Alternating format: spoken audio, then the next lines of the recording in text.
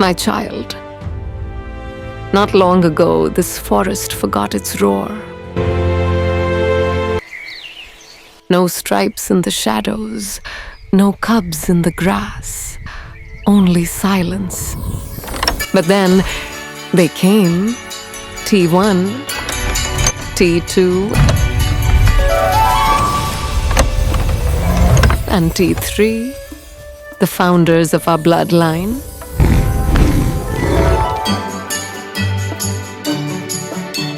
With them, life returned. Every roar stitched the forest back together.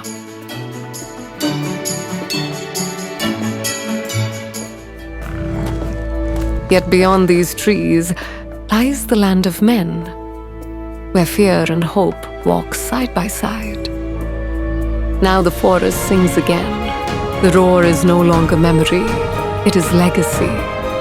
But remember, little one, survival is not a gift. It is a choice we must protect every day.